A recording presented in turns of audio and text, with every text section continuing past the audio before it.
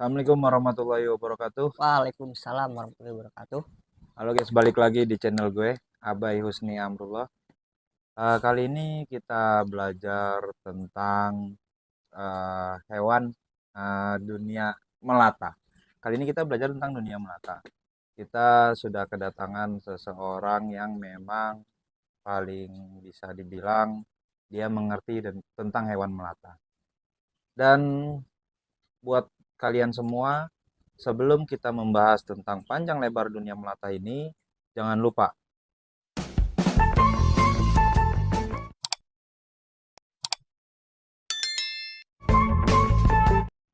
Oke, kali ini kita bersama dengan Bang Anggit Maulana. Yuk. Bisa dibilang namanya panggilannya Anggit, Ya. Bang Anggit, ya. Karena dia ini yang paling tidak tadi gue bilang di awal mengerti tentang hewan melata. Sebelumnya kita kenalan dulu ya guys ya. Ini dia orangnya. Yuk.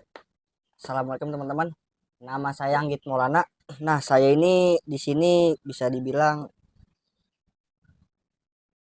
sedikit mengerti atau paham tentang cara merawat dan menanggulangi kalau mereka ini masuk ke rumah atau ada di sekitar kalian lah. Nah, di sini saya mau berbagi cara atau mau berbagi ilmu bagaimana mengenali mereka semua yang paling sering ada di habitat manusia dan paling sering berjumpa dengan manusia. Oke, baik. Untuk pertama nih ya, pertanyaan pertama, perbedaan antara hewan melata dengan yang tidak melata. Pastinya kalau hewan melata, yang tidak melata kan pasti orang udah banyak yang tahu.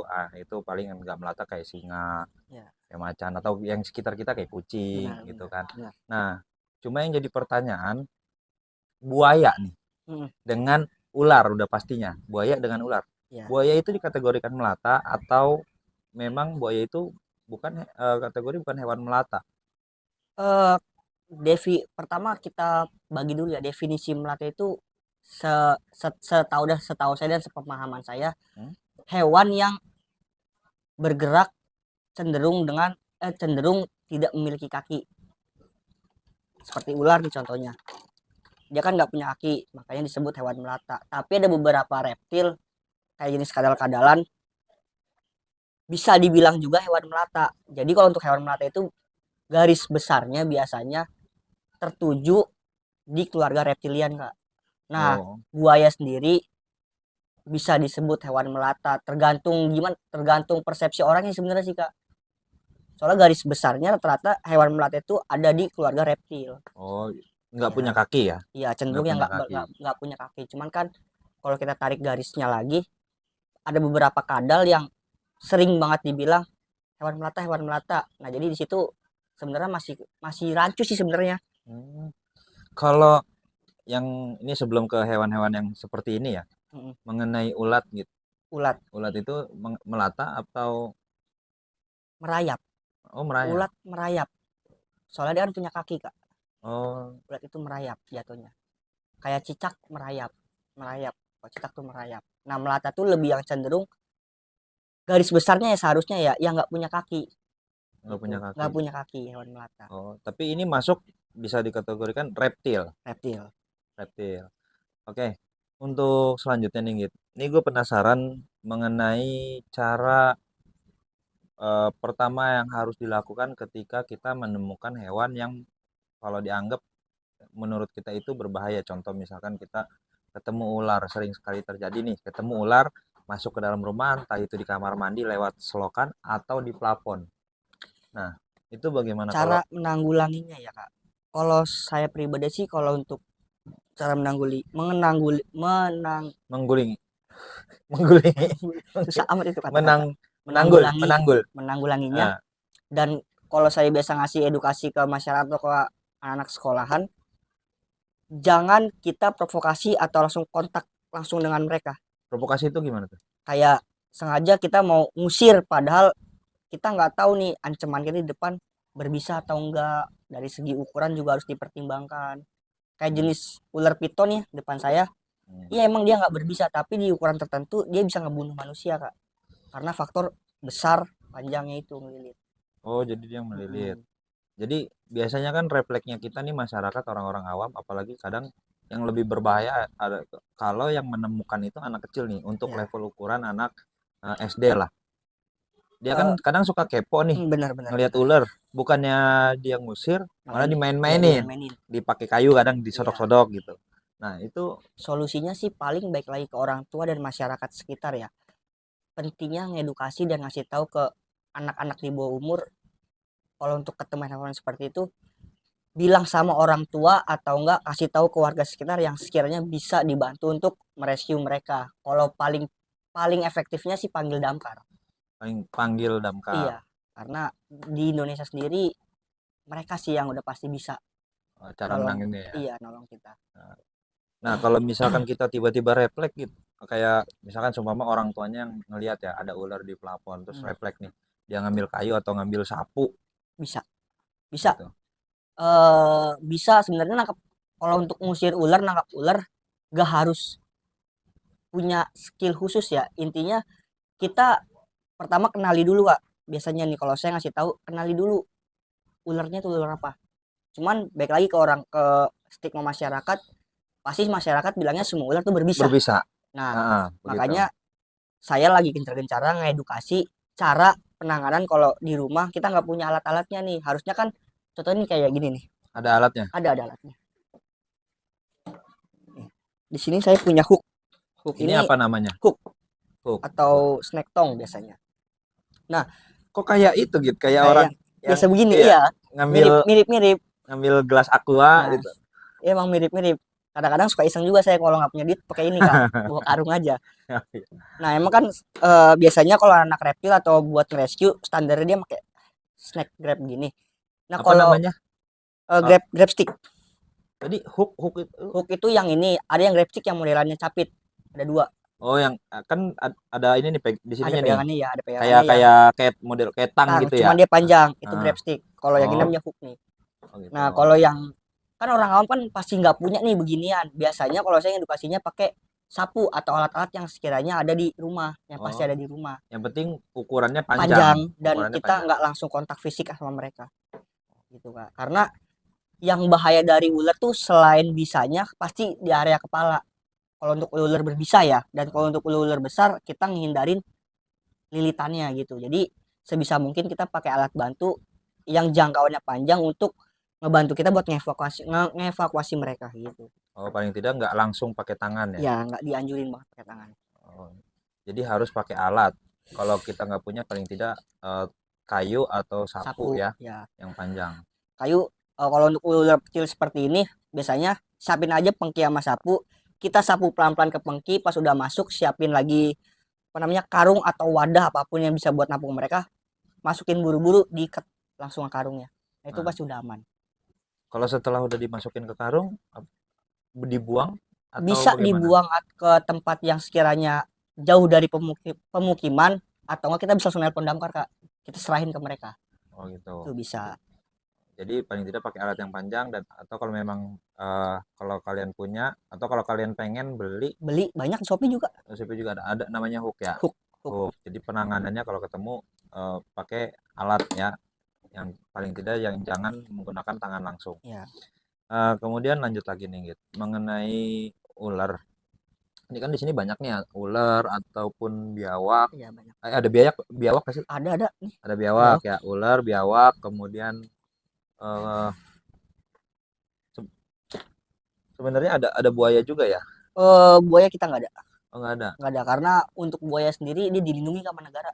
Oh gitu. Iya, paling kita adanya kayak gini biawak paling. Oh, jadi yang memang eh, Umum ketemu umum sama masyarakat, iya. ketemu di masyarakat. Karena fokus kita tuh buat edukasi ke masyarakat, selain dia itu sebenarnya nggak merugikan tapi bermanfaat sama masyarakat. Contoh manfaatnya dia tuh bisa ngebantu mengurangi hama tikus. Oh, ini makanannya tikus. Makanan tikus mereka. Termasuk biawak itu? Iya, sama, termasuk biawak makanan tikus. Makanya kan kalau saya pribadi selalu ngingetin ke masyarakat, kalau ada biawak ya udah biarin aja. Toh dia juga ini yang ngontrol tikus di sekitar pemukiman masyarakat kak. Kalau mereka nya nggak ada, tikusnya yang makin banyak. Bukan bukannya malah lebih bahaya. Bahaya. Kalau ketemunya, kalau misalkan kita tiba-tiba tidur dia, kan biasanya hewan-hewan ini kan malam keluarnya. Ya, cenderungnya malam. Nah, baik lagi Kak, kalau bahaya atau enggaknya, kalau saya pribadi ngasih taunya lebih bahaya manusia daripada mereka, karena mau bagaimanapun kalau nggak ada mereka, populasi tikus kita banyak, yang rugi pasti manusia Kak. Gitu. Lebih baik mereka ada di alam atau mereka ada di pemukiman warga, tapi mereka bisa ngontrol tikus yang ada di situ. Hmm, Gitu loh. Oke, balik lagi Ngit, untuk cara penanganan. Tadi kan kita ngebahas di awal itu kan cara penanganan. Nah, kalau misalkan yang ketemunya ternyata kita kan nggak tahu nih berbisa apa tidak. Ternyata pada saat kita coba mau tanganin sendiri, ternyata ular itu Gigit. menggigit dan kemudian ternyata set- uh, ular itu berbisa. Nah, itu Biasanya bagaimana? ya. Sebelum kita ngebahas kan bisa itu kan ada yang bisa langsung mematikan, Mm-mm. ada yang bisa ditanganin dulu sementara, Ya. ada jedanya, kan Uh-uh. gitu. Ya, jadi kalau saya pribadi biasanya ngasih taunya, kalau misalkan ada orang yang kena gigit ular, sebisa mungkin foto dulu ular ya, karena pastinya kan orang awam nggak tahu itu jenis ular apa. Nah, dengan gunanya kita memfoto ular, ketika kita masuk ke penanganan medis, kita bisa ngasih tahu kita kegigit ular ini loh, Oh gitu. referensinya ada. Nah, selain memfoto ularnya, penanganan pertamanya tuh dibidai Kak, atau imobilisasi, jadi Oh, mengurangi pergerakan di area pengigitan ular. maksudnya gimana tuh? Contoh misalkan kita tiba-tiba lagi mau nangkep ketemu ular, Mm-mm. kita mau ngusir, kita nggak punya alat dan kita nggak tahu, kita niatnya mau ngusir, Malah kena ternyata gigit. ngusirnya pakai tangan nih, ternyata Uh-uh. malah kena gigit. Nah, di bidai itu jadi misalnya kena gigit di tangan di sebelah sini nih, kita ngeblok pergerakan satu tangan. Jatuhnya sama kayak orang patah tulang. Maksudnya diginiin, Di bidai, dilurusin. di bidai itu pakai kayu dijepit dua pakai kayu, diikat. Jadi kan kita nggak bergerak tuh tangan tuh, Heeh. cuman bisa diem gini aja. Nah, itu cara efektif buat menanggulangi gigitan ular, gitu Kak. Kalau zaman dulu kan kita taunya kayak diikat atau disedot Ya, atau dibeset gitu kan. dibeset biar darahnya keluar. Nah, itu sebenarnya memperburuk keadaan Kak.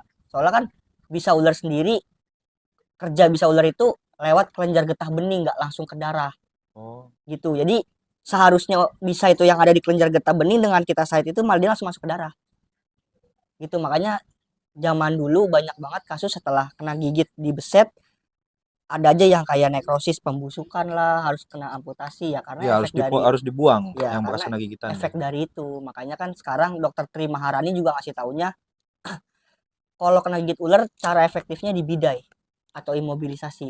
Jadi itu Dokter kita, Terimaharan itu dokter apa ya? Siapa dia gitu? dia itu aktivis untuk snackbait Indonesia Kak. Oh, aktivis. Iya, dia tuh orang yang bisa dibilang berjuang keras untuk insiden-insiden snackbait di Indonesia gitu. Hmm. Itu untuk kalau kena gigitan bisa ular, ular yang berbisa ya kena gigit, Mm-mm. ada bayar nggak sih gitu? Untuk maksudnya apa sih namanya ya kalau obatnya tuh? Eh, Serum anti bisa ular Serumnya ya serumnya. bayar Kak, dan itu Bayar. mahal, Oh mahal. mahal sih, lumayan Ada mahal. 500.000 apa Mungkin lebih? lebih, lebih Lebih, mungkin lebih, lebih. lebih. Jadi malah malah jadi panjang urusannya Iya, kalau sampai panjang kena ya. urusannya. Lebih baik kalau ketemu hubungi Damkar, damkar atau udah diemin atau aja dia di situ, kita hubungi damkar lah, jangan kita coba buat pegang-pegang gitu kalau kita emang nggak berani. Soalnya kalau kita kena gigit ular berbisa, nggak cuma satu suntikan anti bisa Kak, lebih dari satu. Mahalnya di Hmm, situ mereka. oh gitu. Iya. Dan juga kan di Indonesia ini cuma punya satu anti bisa ular, satu anti bisa yang cuma bisa nanganin tiga, tiga ular doang. Oke, itu cara penanganan. Nah, terus kemudian kita lanjut ke pengenalan hewannya sendiri ya, guys ya. Pengenalan hewannya sendiri. Nah, ini yang udah dilihat, yang kalian lihat yang ada di depan ini sekarang kita tanya, ini ular jenis apa nih, gitu, yang ada di depan ini? Kalau yang ini nih, mau dikeluarin apa nggak kira-kira? Boleh, tapi boleh pegang ya, jangan Ya, pegang-pegang. aman, aman, aman, aman. Kalau untuk yang jenis ini, Ini berbisa nggak sih? dia berbisa menengah, Waduh, kategorinya berbisa menengah. Jadi, oh itu mulutnya ada air ya tuh? iya tadi dia habis saya rendam, Oh, bukan bisanya bukan itu. bukan bisa. Jadi sebenarnya ini nggak boleh dilakuin di rumah teman-teman. Mau dia berbisa menengah sekalipun sebenarnya nggak boleh, harus pakai bantuan stick sebenarnya. Jangan ditiru ya, Ya, jangan ditiru ya. harusnya seperti ini, harus pakai bantuan alat. Nah, jadi ular ini tuh dia berbisa menengah, bisa berbisa menengah tuh maksudnya ketika kena gigit manusia tidak berefek apa-apa, cenderung lebih ke kayak pusing atau meriang. Nah, ada yang berbisa low atau berbisa rendah itu biasanya di ular pohon jenis pucuk.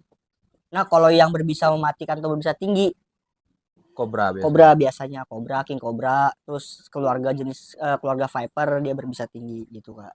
Oh, kalau untuk tapi tetap hitungannya tetap kategori ini berbahaya. Berbahaya, Berbahaya. berbahaya. Kita nggak boleh sebenarnya nggak boleh asal pegang gitu loh.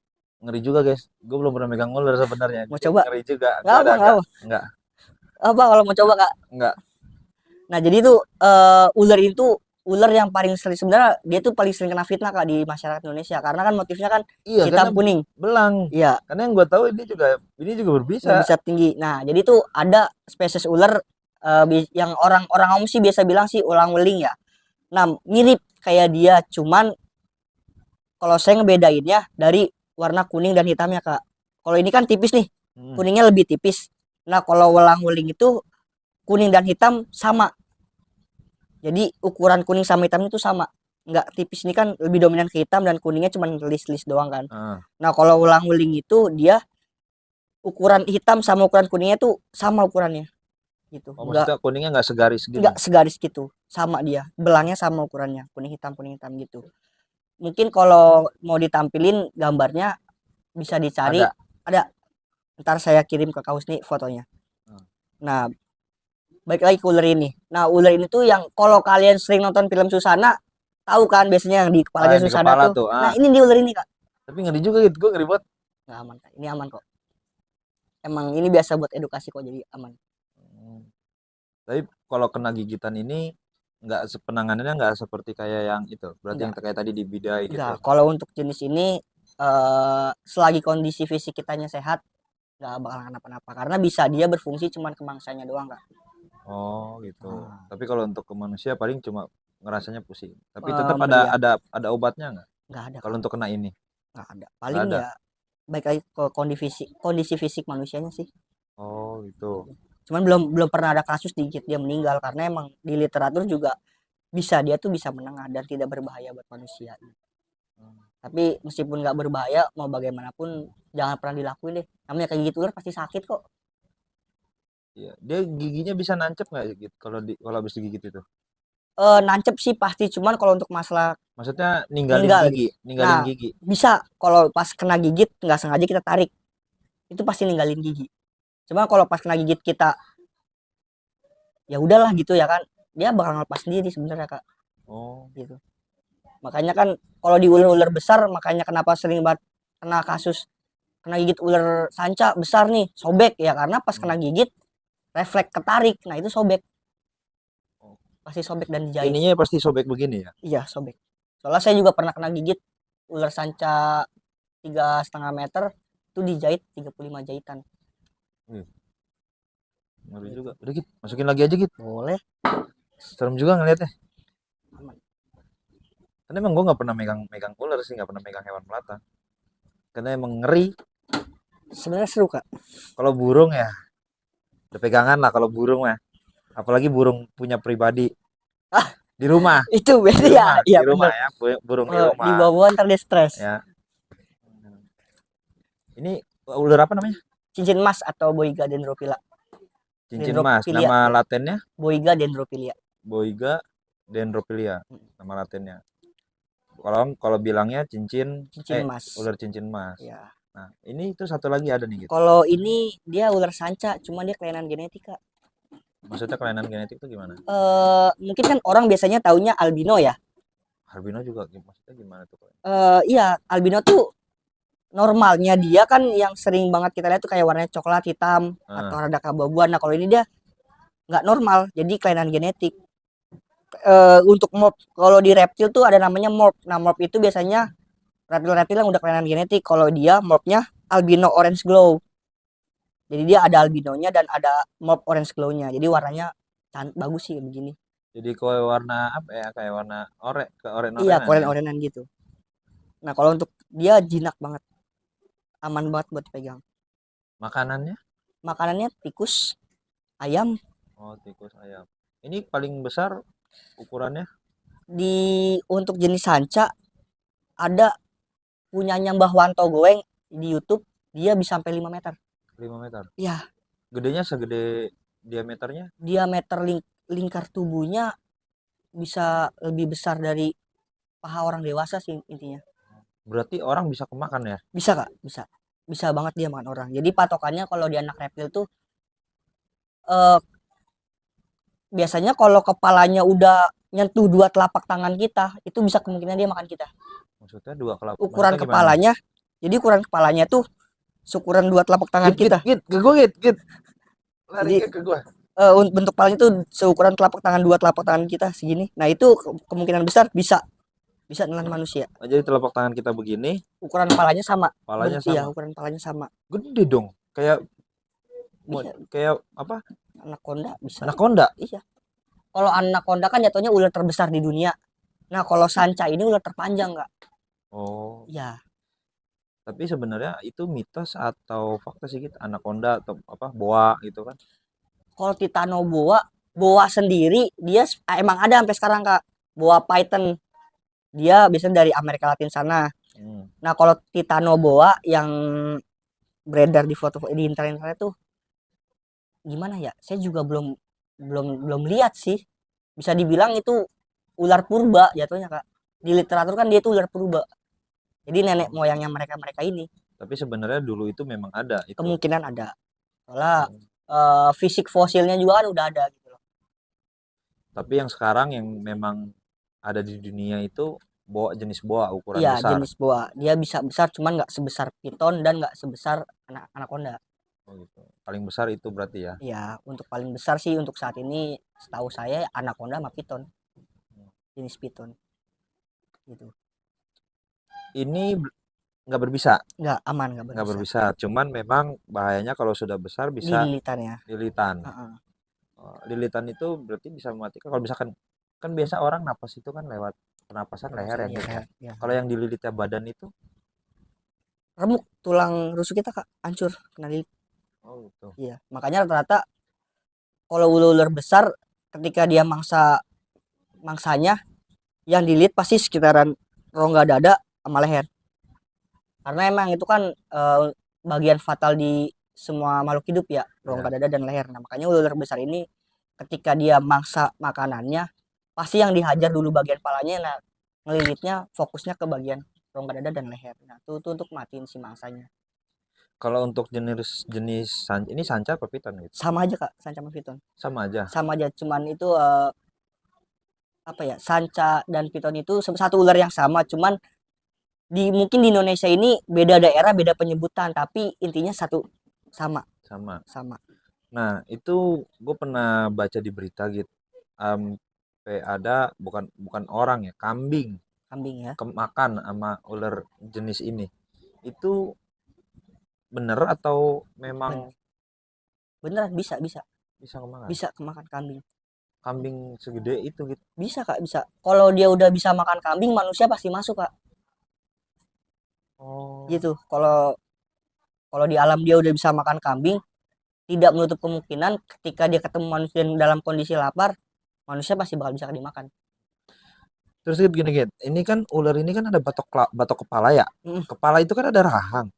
Nah, ketika dia makan kambing, apa rahangnya enggak jadi patah atau gimana? Ular itu jatuhnya kalau dia udah makan, dia bisa ngebuka mulut 4 kali lipat dari ukuran normalnya.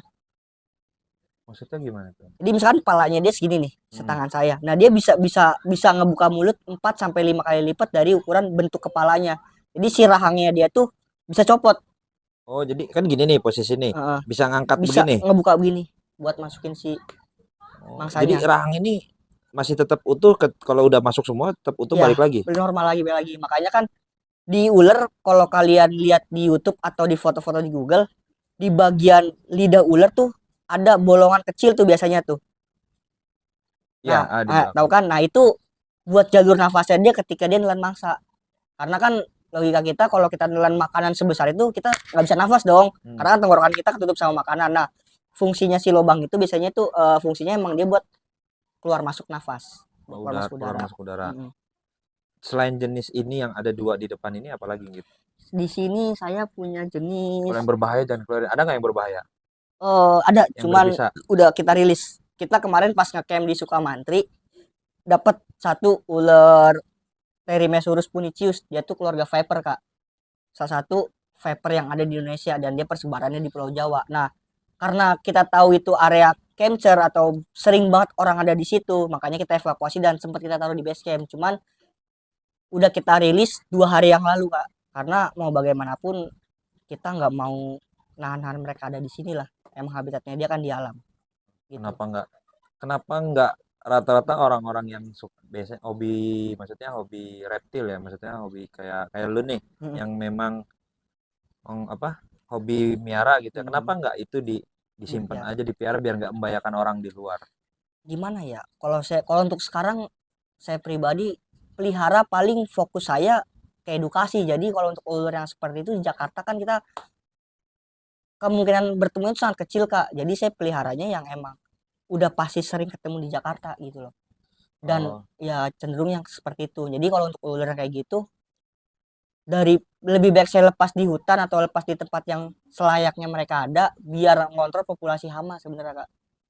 Mau bagaimanapun mereka juga kontribusinya besar di alam kita kan. Jadi memang sengaja untuk ditangkap untuk dievakuasi Iya, aja, dievakuasi dibuat dipindah tempat biar kan. nggak membahayakan manusia. Ya, Oh gitu.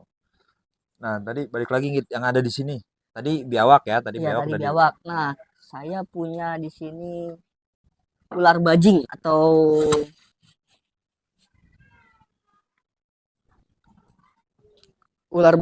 Gonyosoma oxepala. Nah, Ini kayak yang biasa di pohon gitu. iya Hijau. dia di ular pohon. Nah, yang banyak kan yang ada di base camp memang ular pohon, Kak. Nah, dia ini kenapa saya sebenarnya kan emang kita nggak bertemu mereka di Jakarta, tapi kenapa kenapa dia ada di base camp?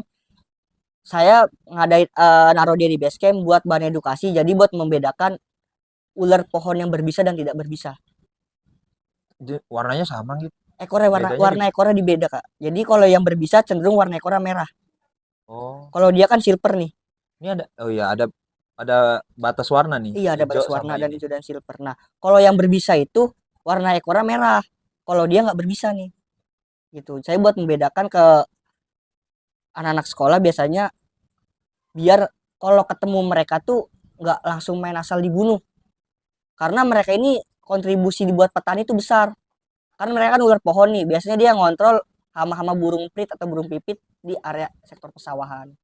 Gitu. Makanya kenapa dia sampai ada di base camp ya karena fungsi dia penting, makanya buat membedakan mana ular berbisa dan tidak berbisa. Tapi yang jelas perbedaannya ular pohon ini kalau yang berbisa Di warna ekor. warna ekornya warna merah. Merahnya tuh kayak merah gimana gitu? Kalau bisa dikasih tahu. Merahnya ya layaknya warna merah, kan. Cuman beberapa ada yang merah ke oren-orenan. Cuman kalau udah berwarna merah itu pasti berbisa. Kalau yang ada lagi ular pucuk saya punya, dia polos hijau doang, itu nggak berbisa. Bukan nggak berbisa, berbisa rendah. Jadi bisanya itu cuman buat mangsanya kayak ke cicak atau kodok atau burung gitu. Nah, itu memang berbisa rendah dan ketika gigit manusia tidak apa-apa. Merahnya seperti warna merah ini? Ya, Korek. bisa. Ada beberapa yang warna merah kayak gini. Oh, itu udah pasti berbisa. Ular pohon itu berbisa. Dan bentuk palanya cenderung ke segitiga. Untuk jenis ular pohon yang berbisa tuh kan dia keluarga viper. Jadi bentuk palanya yang segitiga biasanya. Nah, dia warnanya hijau dan ekornya merah. Oh gitu. Ini ular pohon ya. Ya, ini ular. Terus ada lagi selain ini? Ada, Kak. Ini gitu. Ini apa nih? Ada center. Nah, lobet dia senternya. Nah, ini yang saya bilang tadi, ini ular pucuk. Jenisnya sama ya? Beda sama yang tadi kita pegang. Nah, beda. Nah, ini yang saya bilang tadi nih. Dia ular pucuk, ular pohon juga, tapi ekornya polos. Cepet amat geraknya. Iya. Karena kan emang kita miaranya naruh tempatnya sesuai habitat dia, kasih pohon-pohon. Jadi respon dia masih kayak di alam, Kak. Nah, dia polos ekornya, Kak. Nggak ada warnanya.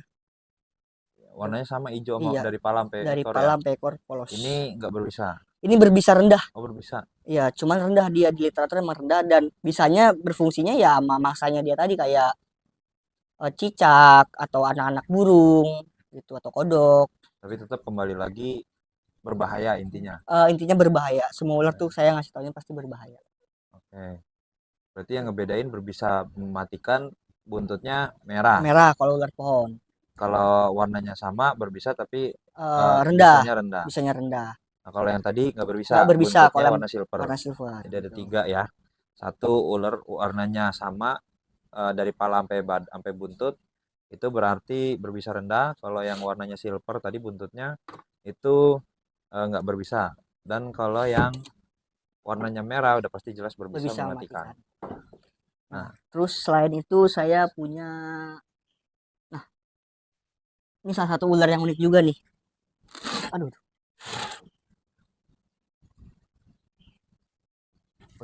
dia ini flying snake. maksudnya flying snake itu gimana? Jadi dia tuh kalau udah terdesak dan kabur, biasanya dia melayang di udara, Kak.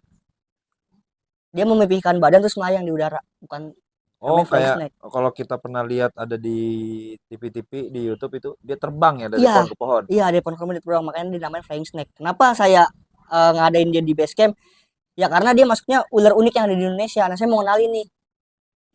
Di kita juga punya banyak hewan-hewan bagus loh. Jadi nggak harus kita keluar negeri buat melihat hewan-hewan yang bagus-bagus. Di Indonesia juga banyak dan persebarannya juga di Pulau Jawa dia udah ada gitu. Makanya pentingnya kita ngejaga alam ya biar mereka tuh lestari dan ada terus di alam. Oke. Bahaya nggak kalau ini? Kalau ini dia tidak berbisa, Kak. Maksudnya, iya maksudnya berbisa Pak. Nggak berbisa Nggak dia. berbisa. Dia nggak berbisa. Cuman emang gerakannya cepat banget ya. Oh gitu. Nah, kalau yang di Kalimantan atau Sulawesi, flying snake-nya lebih berwarna, Kak. Kalau ini kan cenderung polos abu-abu coklat ya. Iya. Kalau yang di daerah Indonesia Timur, dia lebih ke biru atau ke hijau-hijauan bentuk warnanya. Soalnya kalau di jenis di semua hewan ya, di hewan itu kalau dia beda tempat, biasanya warnanya beda.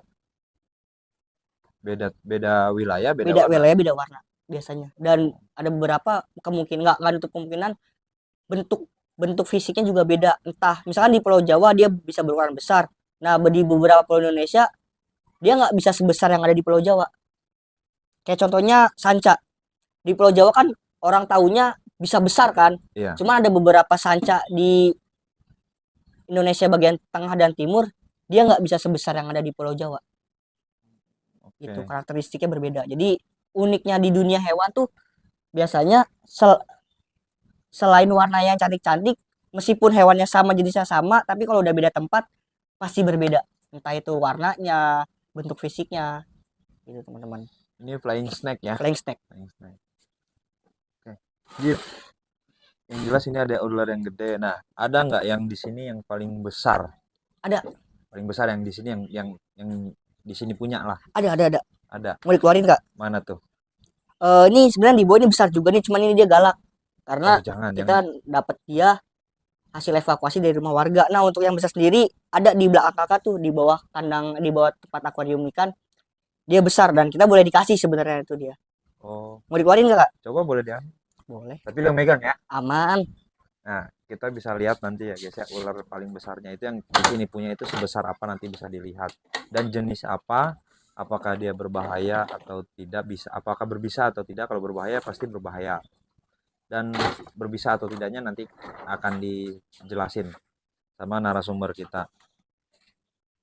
Sebenarnya katanya di bawah ini, di kotak ini ada lagi. Besar banget. Dia. Nah, beratnya berapa gitu? 30 kilo lebih, Kak. 30 kilo lebih. Sorry ya, gue jauh-jauh dikit ya. Aman, Kak. Slow. Tenang aja. Nah, ini yang saya bilang tadi. Ini kan sanca normal kayak gini nih. Coba biar pada lihat. Ini kan sanca normal kayak gini. Nah, yang tadi yang saya bilang kelainan genetik yang albino warnanya lebih terang. Jadi beda banget kan warnanya. Ini dia udah bisa makan orang belum? Untuk ukuran segede ini. Kalau untuk ukuran segini makan manusia dewasa nggak bisa, cuman kalau untuk makan anak-anak usia 5 tahun ke bawah mungkin bisa. Oh. Karena kemungkinan dia ngelilit bangku loh. Wah, rusuh dia.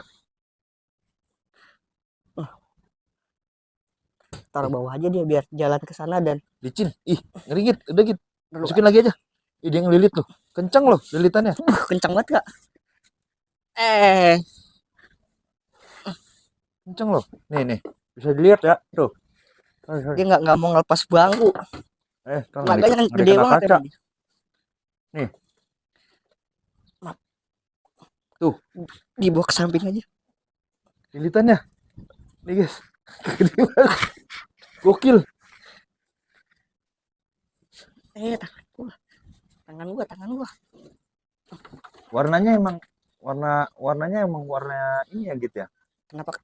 Nggak ada yang warna, kan gue pernah lihat tuh ada yang warna kuning tuh. Nah, itu albino, Kak. Kalau yang warna kuning gitu, albino dia. Masuk sendiri dia kandang. Lilit loh di sini. Kencang banget lilitannya. Besi. Asli gokil. Berapa kilo tadi Kit? Kurang lebih sekitar 30 kilo, 40 kilo itu ada, Kak. 30 40. Ya. Nah, ular yang tadi itu kita boleh dikasih, Kak, sama warga daerah Jakarta Timur. Dia melihara setahun. Hmm. Awalnya kecil. Karena udah besar dan sempet mau diambil orang kelurahan, si ownernya ini nggak mau dan nggak tega. Artinya takut lah kalau dibawa ke kelurahan, takut nggak bisa ngeliat lagi. Nah, mereka ngontek kita, bisa nggak dievakuasi di sini? Saya bilang bisa, Bu. Nah, kita juga butuh ular itu buat edukasi ke sekolah.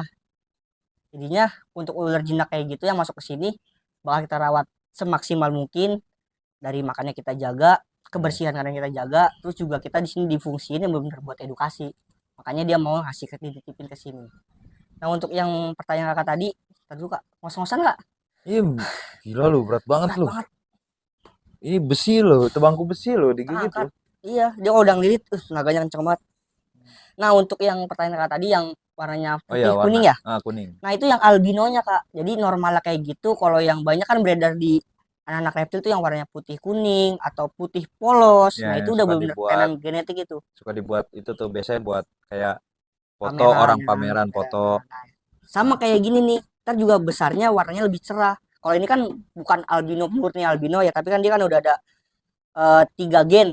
Albinonya ada, orange-nya ada, glow-nya ada. Jadi dia masuknya nggak cuma albino, tapi tiga gen. Nah, kalau yang albinonya doang biasanya putih kuning gitu. Ada yang putih polos, logistiknya itu bisa lebih mahal. Hmm, Soalnya di reptil itu paling gampang membuat rekayasa genetiknya, Kak. Di hewan, hewan itu yang paling gampang direkayasa genetiknya di reptil. maksudnya cara pengkawinannya. Bukan pengkawinannya, ngerekayasa genetik mereka. Ya, Rekayasa itu gimana? misalkan nih, kayak tadi kan albino nih, tadi kan normal yang besar. Nah, Misalkan yang albino yang ini nih, yang ini nih besar juga. Saya kawin silangin. Nah, biasanya kalau breeder itu bakal tahu hasilnya apa ntar keluarnya. Belum tentu keluarnya begini juga, Kak. Kemungkinan ada genetik lain yang keluar genetik lain belum gitu. tentu warnanya sama. Sama, ya. Nah, ntar biasanya si para peternak ini tahu, oh ini genetiknya ini. Jadi dia ngejualnya sama-sama sanca, cuman dia yang kenapa bisa mahal dari genetiknya. Oh Semakin gitu. susah didapat genetiknya atau semakin susah di pasaran, semakin mahal biasanya. Itu yang sebesar tadi makanannya apa gitu? Kalau itu udah makan ayam satu, Kak. Sekali makan udah ayam ayam satu ekor udah masuk, sekali makan bisa 3 sampai 4 ekor ayam. Udih. Ukuran ayam kampung apa ayam negeri? Ayam negeri, bukan ayam negeri. Nah, kalau dia biasanya saya ngasih ayamnya yang ukuran 2 sampai 3 kilo sekali satu ayam. Kalau dia makan 3 sampai 4 ayam berarti kurang lebih makannya 12 kiloan. Sebulan berapa kali makan ayam itu? Kalau dia Apa sebulan cuma 3? nggak nggak 3, paling patokan saya kalau dia pup biasanya sebulan 2 kali sih. Oh, sebulan 2 kali. Sekarang masih sebulan 2 kali dia makan. Itu masih bisa lebih besar lagi nggak yang tadi? Bisa, Masih bisa lebih besar bisa lagi. lebih besar lagi. Soalnya untuk jenis sanca ini di literatur yang saya baca dia bisa ada yang pernah nemuin 8 meter, Kak, panjangnya. Cuman kalau saya pribadi belum belum belum pernah lihat yang lebih dari 5 meter tuh belum pernah lihat. Paling kebanyakan paling di hutan kali ya. Ya, di hutan-hutan di daerah Kalimantan tuh masih banyak banget ular besarnya lah. Oh. Untuk bisa gitu, berbisa nggak tadi tuh? Nggak aman, Kak, dia nggak berbisa, cuman lilitnya yang bahaya. Lilitan. Lilitannya yang bahaya. Iya sih, tadi kencang juga sih ngelilit Kerasa bangku banget ya. tuh, Kak. Gokil. Eh Lanjut lagi, Get. Satu lagi nih, sebelum pertanyaan terakhir. Untuk ular-ular, ini kan kita belum bahas kobra ya, Belum. belum bahas kobra. Ini masih mengenai bahasan tentang ular-ular yang kategori berbisa rendah ya, Iya. berbisa rendah. Nah, mengenai ular yang apa namanya nih, piton, apa? Sanca, Iya, ha? sanca dengan yang apa nih di depan Cacing ini mas teh? Ya, cacing mas. Dia bisa, maksudnya kawin dalam artian silang. bisa kawin atau Ya. malah dia kanibal. Kalau untuk sanca sih nggak, saya belum pernah yang ngelihat kejadian sanca makan ular ini atau sanca makan ular lagi. Tapi kalau untuk ini juga saya belum pernah ngelihat sih. Cuman kalau untuk kawin silang nggak bisa kak, Kalau untuk kawin nggak silang nggak bisa. bisa. Soalnya biasanya kalau hewan kawin silang tuh yang familinya sama. Kayak misalkan sanca nih, sanca kan ada yang sanca batik atau reticulatus piton, ada yang sanca bodo. Nah, dia dikawin silang bisa. Ntar jadinya beda lagi gitu. Hmm, Cuma kalau untuk jenis ini sama jenis ini dikawinin dia nggak bisa, nggak bisa. nggak bisa. Harus sama-sama. Dia kan tadi nama latinnya Boiga dendrophylla. Harus sama-sama jenis Boiga kemungkinan dia bisa kawin silang. Oh, oke. Terus pertanyaan terakhir nih, Git, sebelum kita mengakhiri. Untuk kehidupan jenis-jenis yang tadi di kita keluarin nih, Hmm, itu kehidupannya di mana aja nih? habitatnya. Iya, habitatnya. Nah, kalau yang habitatnya sendiri, kalau untuk jenis piton ya cenderung di tempat-tempat bisa dibilang lembab ya. Soalnya kan mereka juga mangsa utamanya tikus nih. Jadi nggak menutup kemungkinan kalau untuk di pemukiman warga itu kayak di pelapon Adanya rumah, pelapon. dekat-dekat selokan. Nah, kemungkinan di situ. Kalau untuk jenis-jenis yang tadi yang kecil saya keluarin, Oh, dia yang itu itu ya, pohon. ular pohon dia biasanya. Dan emang sih di Jakarta kemungkinan buat bertemu mereka kecil, tapi tidak menutup kemungkinan di daerah-daerah pinggir-pinggiran Jakarta masih ada mereka kak. Yang mana nih? Jenis boiga Oh, ini. ya di daerah Bogor masih banyak, Ini ada aja di pohon. adanya di pohon, Oh, di ular kalau pohon. berarti kalau yang ada di biasanya selokan-selokan itu ada yang jenis sanca Ya ini. jenis-jenis sanca, terus jenis-jenis kadut juga biasanya ada tuh dekat-dekat selokan, di tempat-tempat air, Oh, biawak. Terus juga kan sama ini kak biasanya nih, eh, membedakan ular berbisa dan nggak berbisa nih. hmm, Biasanya kan orang taunya dari bentuk kepala ya. Kalau yang bentuk kepalanya segitiga, itu ah biasanya bisa berbisa berbisa. berbisa berbisa. Cuman balik lagi kak, sebenarnya itu nggak bisa jadi acuan. Terus yang jadi acuannya, jadi patokannya apa? Kita mengetahui ular itu berbisa. Ular berbisa lebih cenderung pasif kecuali kobra dan king kobra. Jadi protek mereka ke manusia. Kalau ular-ular, kalau kakak pernah lihat apa namanya atraksi-atraksi ular, Iya. biasanya kan yang dipakai kan ular-ular kayak ular piton, ular kobra, king kobra, terus juga ada ular ini nih, ular boiga. Hmm. Nah, ular-ular yang nggak yang bisanya menengah ke bawah atau sampai nggak berbisa, cenderung dia lebih agresif ketika diprovokasi, lebih cenderung menyerang manusia.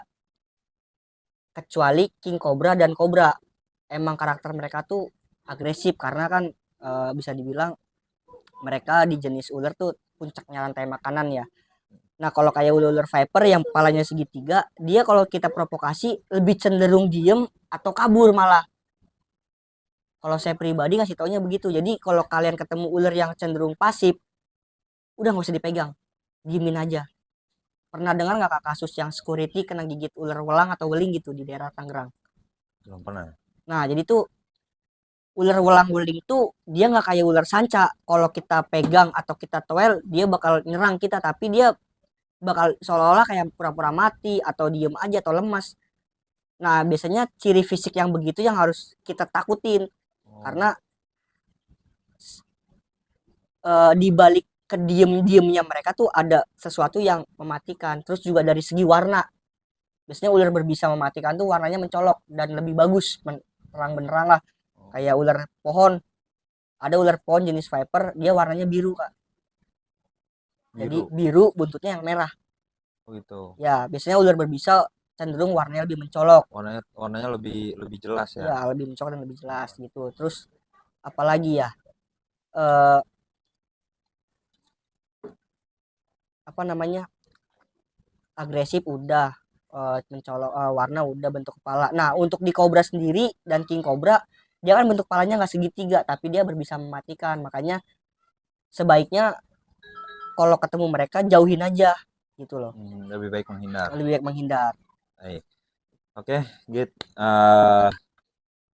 Gua rasa cukup, dan kesimpulannya untuk hari ini, yang pertama ketika kalian, bagi orang tua, yang pertama ketika kalian menemukan ular, yang pasti jangan main langsung, ambil pakai tangan atau tarik pakai tangan. Benar-benar. Harus pakai alat. Paling tidak gagang sapu atau memang menggunakan alat ini. Apa tadi namanya? Hook, Hook, menggunakan alat snack ini hook. ya. Jadi jangan langsung pakai tangan. Yang kedua, kasih tahu ke anak-anak kalian atau anak-anak kecil atau ponakan kalian, atau kalian punya saudara yang memang usianya masih kecil, apabila menemukan ular lebih baik dihindari dan jangan dibuat main. Ya, Karena takutnya, khawatirnya ternyata ular itu malah berbahaya, malah berbisa. benar. Karena walaupun ular itu tidak berbisa, tetap aja berbahaya. Karena kalau dia melilit ke badan, itu yang pasti tulang itu bisa remuk. Itu guys ya, itu guys ya. Jadi Sama yang terakhir adalah apa? ini garam, Oh iya, garam. Itu mitos berarti ya. mitos Kak. Garam. Jadi daripada dibuang-buang garamnya, mending buat masak deh. Aha. Sayang banget. Sama jangan ngelemparin garam. Ternyata garam itu mitos. Jadi kalau ketemu ular dilemparin garam, Enggak ya berefek jadi apa-apa. mitos. Kalau kecuali ularnya dipotong-potong, dilemparin garam, taruh di penggorengan. Iya benar Kak. Enak itu mungkin. Malah makan ular Kemungkinan enak itu. ya. Tapi lebih baik jangan ya, jangan makan ular karena masih banyak makanan yang lain, buat apa makan ular. Oke guys, jadi ada 4 poin yang kita bahas hari ini. Yang pertama, buat orang tua, kalau ketemu ular, janganlah, buat orang-orang tua nih yang memang awam, kalau ketemu ular jangan langsung dipegang pakai tangan. Paling tidak pakai alat yang memang panjang alatnya. Yang kedua, kasih tahu ke anak-anak kalian atau saudara, atau kalian punya adik atau yang memang usianya masih kecil, apabila menemukan ular lebih baik sampaikan ke orang yang lebih dewasa. Ketemu ular jangan langsung dibuat mainan, sampaikan itu. Dan yang terakhir, yang keempat adalah tadi satu dua, yang ketiga, Yang ketiga. apabila